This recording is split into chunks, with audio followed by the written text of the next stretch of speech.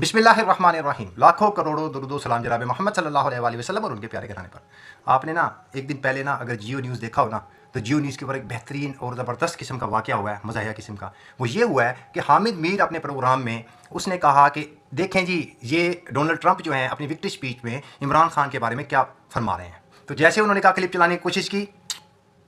Clip خاموش کر کے ٹیکنیکل ایرر دے دیا گیا اور اس کو انہوں نے پھر اس کو مزاح کے طور پہ لیا اور کہا اتنا تو سسٹم ڈر گیا بھائی کہ وہ ڈونلڈ ٹرمپ جو امریکہ کا صدر ہے، یہ یقین کریں جو الیکشن آئے تھے نا جب ہو رہے تھے اسی وقت سے یہ چہمگوئیاں شروع ہو گئی، کیونکہ جب ڈونلڈ ٹرمپ ہارا تھا نا اور اس نے پروٹیسٹ کیا تھا اس کے جو حامی تھے، تو یہ مریم نواز اور یہ خواجہ سعد رفیق اور ان کی طرف سے بہت سارے مطلب ہے کہ عجیب سے ٹویٹس ہوئے تھے اس کے خلاف، اور انہوں نے ایک مماثلت بھی دی تھی عمران خان کی اور اس کی ٹرمپ کی کہ یہ دونوں فاشسٹ ہیں اور دونوں ایک بالکل ہی عجیب جمہوریت کے دشمن ہیں۔ اتنے خطرناک قسم کے دیے تھے، لیکن مسئلہ صرف کیا بنا؟ مسئلہ یہ بنا کہ سیم جو عمران خان کا سیناریو تھا نا، یہاں پر عمران خان کا سیناریو بھی یہی تھا کہ اسٹیبلشمنٹ اس کی مقبولیت تو تھی، قبولیت نہیں تھی۔ سیم وہاں پر ٹرمپ کے لیے بھی یہی تھا کہ اس کی مقبولیت عوام میں تھی لیکن قبولیت نہیں تھی، لیکن سیم وہی سیناریو عمران خان کے ساتھ بنا، وہ اس کے ساتھ بنا، لیکن ٹرمپ کو یہ ایڈوانٹیج حاصل تھا کہ وہاں پر حاجی صاحب موجود نہیں تھے، حافظ صاحب موجود نہیں تھے، وہاں پر مسلمان موجود نہیں تھے، وہاں پر کافر لوگ تھے جنہوں نے لوگوں کی ماؤں بہنوں کے گھر میں عزتیں وغیرہ خراب نہیں کی، لوگوں کے گھروں میں کیمرے وغیرہ نہیں لگائے، لوگوں کے کینڈیڈیٹس نہیں اٹھائے، اس پارٹی کا انتخابی نشان نہیں چھینا، اس پارٹی کے کینڈیڈیٹس کو ہراساں نہیں کیا، اور فارم 47 کے ذریعے اور سکندر سلطان راجہ جیسے بہترین اپنا حساب کتاب کرنے والے اور الیکشن کا رزلٹ تیار کرنے والے قابل لوگ ان کے پاس نہیں تھے، اس وجہ سے ٹرمپ جیت گیا۔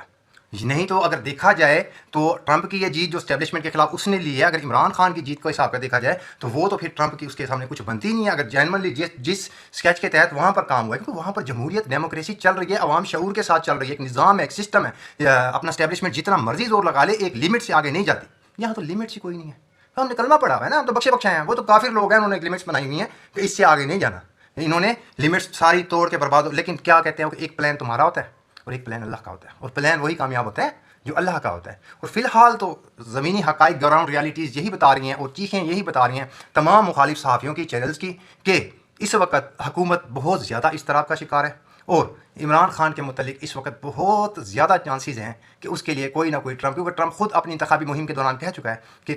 عمران خان اگر میں حکومت میں آ گیا تو میں عمران خان کے لیے اس کی رہائی کے لیے ہر ممکن کوشش کروں گا، ہر ممکن بات کروں گا۔ تو ظاہری بات ہے اب وہ جو پریشان ہیں، وہ پریشان حکومتی ارکان اسی اب خواجہ سعد رفیق صاحب نے، خواجہ آصف صاحب نے جو کہ وزیر دفاع بھی ہیں اتنی اہم پوسٹ پر، انہوں نے جو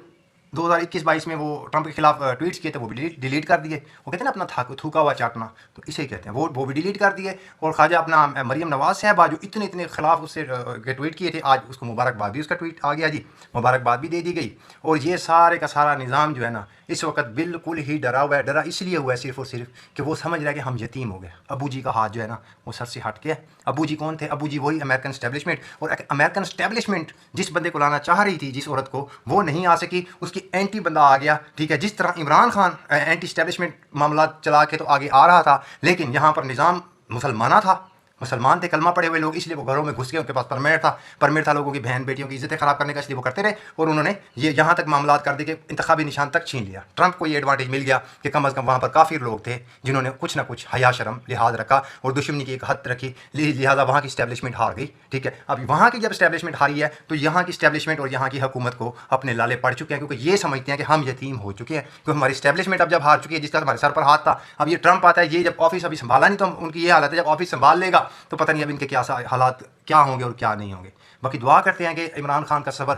جو ہے، ہماری قوم نے تو میں کہتا ہوں کہ وہ وفا کی نہیں ہے عمران خان کے ساتھ، لیکن میری دعا یہی ہے کہ عمران خان کا صبر جو ہے وہ